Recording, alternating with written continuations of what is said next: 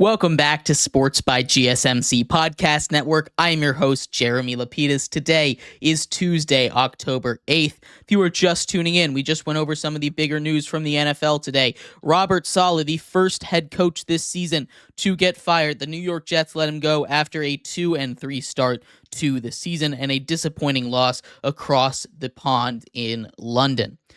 In this segment, we are going to take a look at the NFL Power Rankings. It is Tuesday. We do our rankings Tuesday every single week. We're going to start off in the NFL, taking a look at teams 32 to 17. But before we do, remember, if you would like to be an even bigger part of the show than you already are, all you need to do is go to gsmcpodcast.net.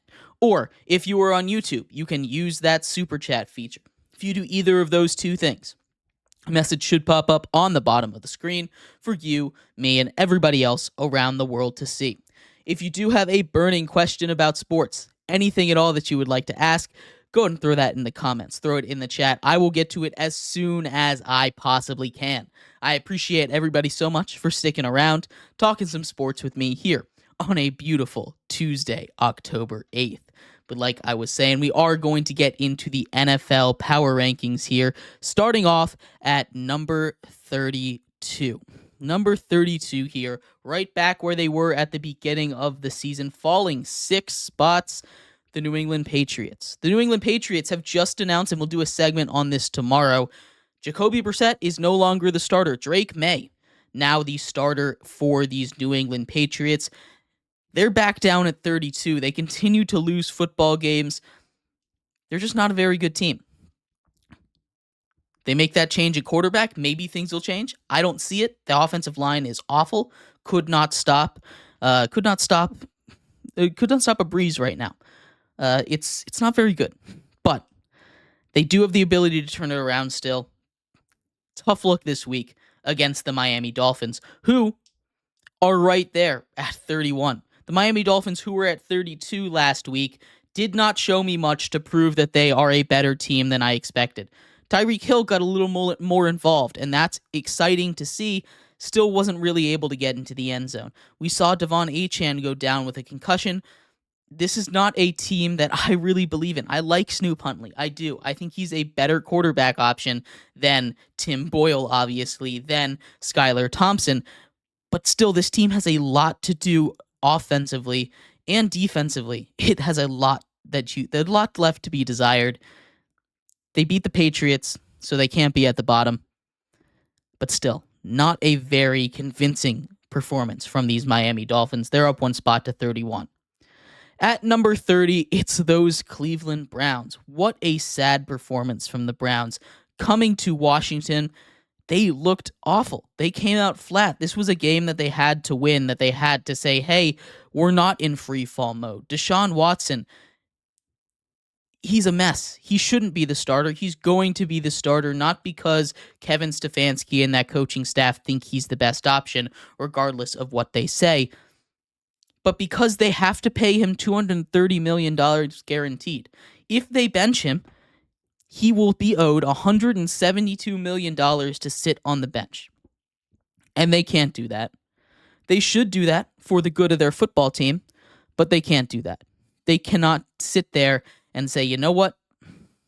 We're going to bench this guy because then the GM loses his job. Then Kevin Stefanski most likely loses his job. This Cleveland Brown defense hasn't been as good as we thought they were going to be either. The Browns are awful. They're down at number 30. At 29, we have the Tennessee Titans coming off a big win on Monday Night Football. They had a bye. Curious to see what's going to happen. They say Will Levis is the starter, but Mason Rudolph looks so much more competent back there.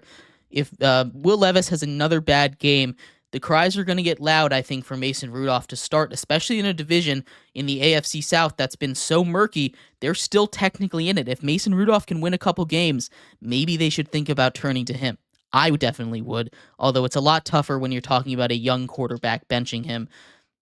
Will Levis still has a lot of potential left in him that we can see. He just needs to not turn the football over. The Titans are here at 29. At 28, it's the Las Vegas Raiders. The Raiders are a mess right now. They cannot figure it out. Antonio Pierce, who was a locker room hire, seems to have lost a little bit of the locker room, right? Devontae Adams, very angry at him. He wants a trade. They bench Gardner Minshew in the middle of the game.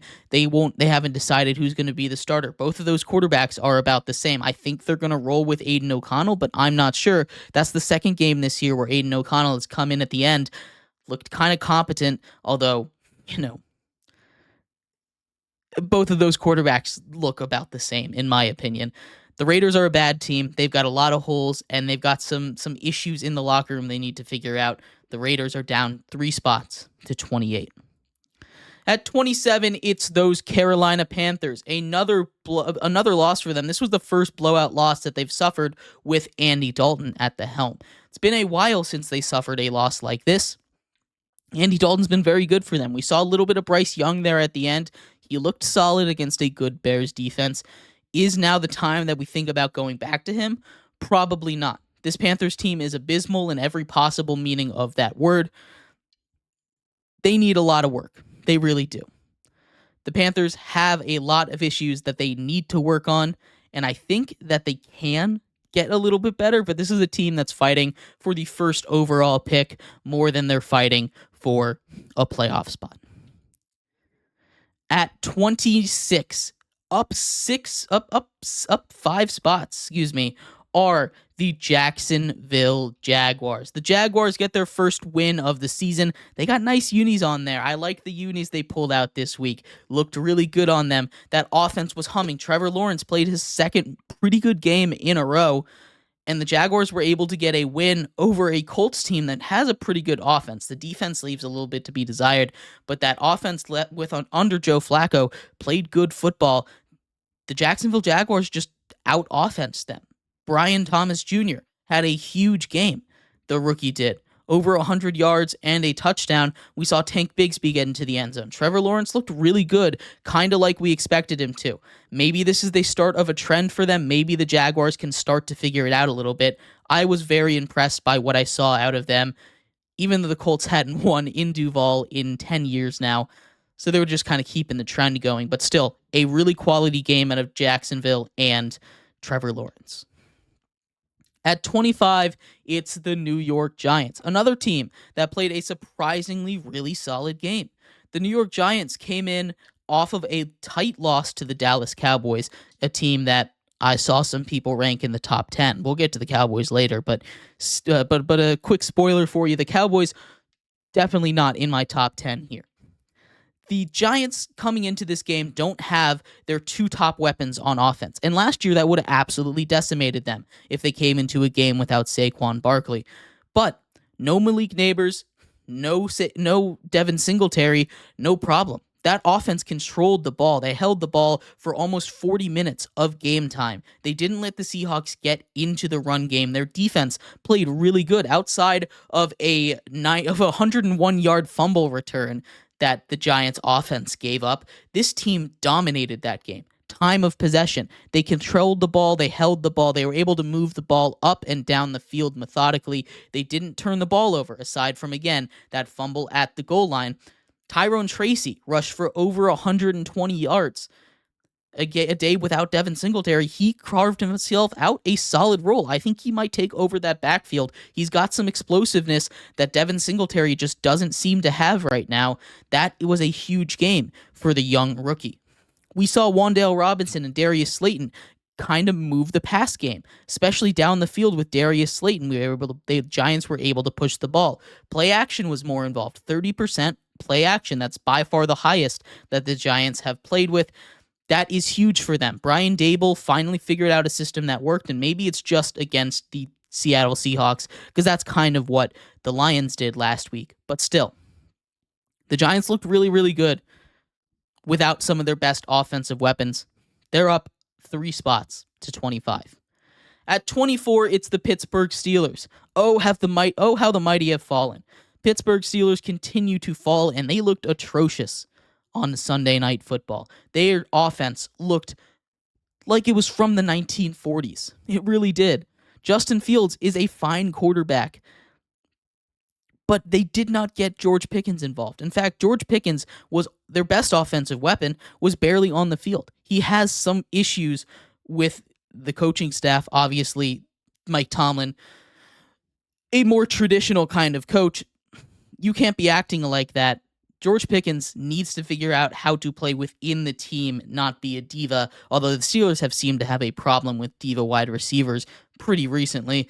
The Steelers are a good team. That defense, really good. They give up that back-breaking touchdown down the stretch. The offense just isn't good enough. We've seen that time in, time out.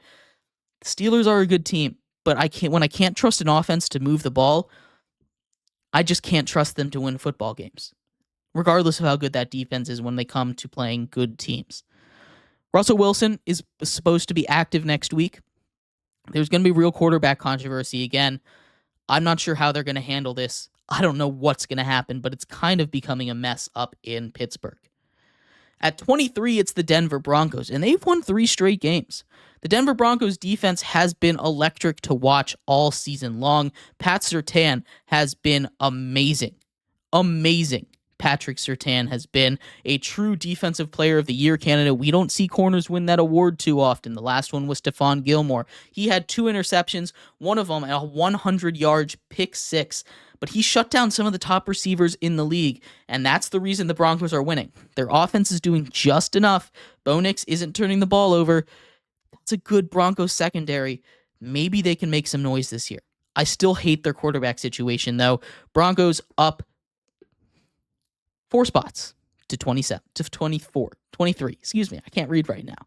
At 22, it's the Los Angeles Chargers. We had our first patch of bye weeks. The Los Angeles Chargers, one of those teams on the bye. They get a big game this week against the last team that we just talked about, the Denver Broncos. Battle for that second place spot in that division right now. This is a huge game for both of these teams. This is going to be a battle of mindsets, right? Jim Harbaugh brings his rushing offense. The strength of that defense for the Denver Broncos is going to be Pat Surtain and the secondary. It's going to be an interesting game. I think the Chargers are a team that, if they get a lead, are really tough to go against. And I think when it comes to this game between 22 and 23, it's going to be a battle of who gets that first big lead. But we'll see. The Chargers coming off a bye. I don't love this team because they can't play from behind, but still, this is a solid team that on a good day could compete with just about anybody, and they've showed that with their game against the Chiefs. At 21, it's the New Orleans Saints. I talked about it in the last segment when we were breaking down the Monday Night Football game. They looked awful at all phases of the game. Special teams, they missed an extra point that would have brought the game just that much closer. On offense, they could not really move the ball downfield. The offensive line struggled to block a lot of the Chiefs a lot of the time in this game, and they couldn't get the run game going. The defense between the 20s was awful. It was so bad. They hunkered down once they got to the red zone, but still, you can't be giving up every single drive to the red zone. That's how your offense doesn't get the ball. That's how you fall behind in these games, and that's how, if your offense doesn't play perfect football, like they haven't been since week 2, you see why the Saints are losing games.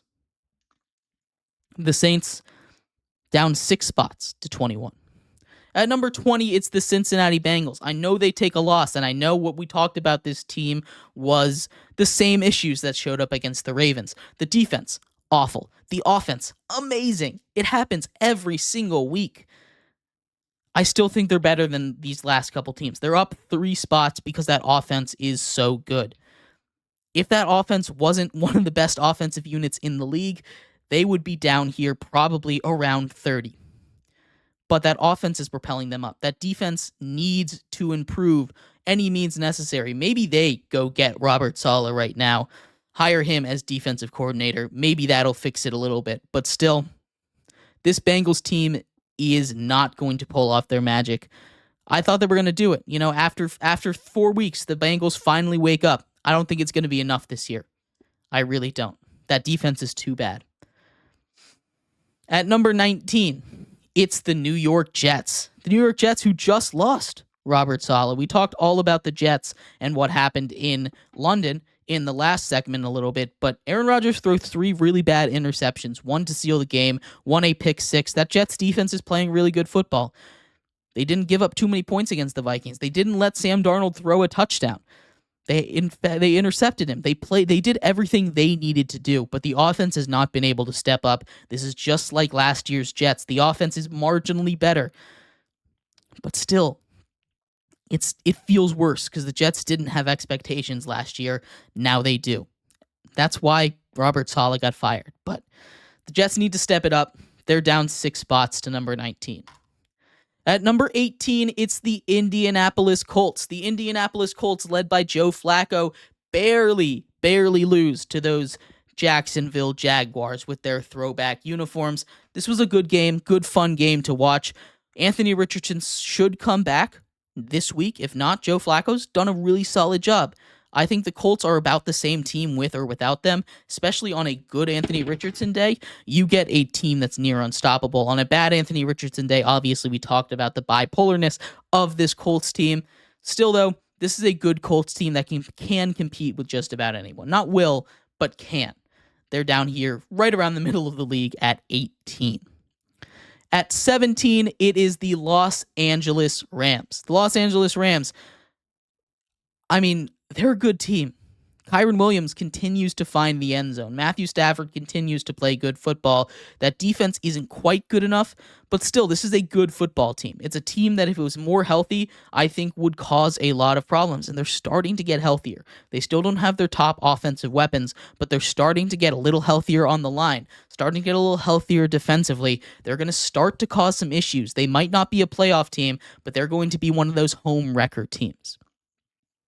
We're going to take a quick break there, though, here. When we come back, we're going to finish up the NFL Power Rankings, go 16-1. So make sure you stick around for that. We'll be right back here on Sports by GSMC Podcast Network.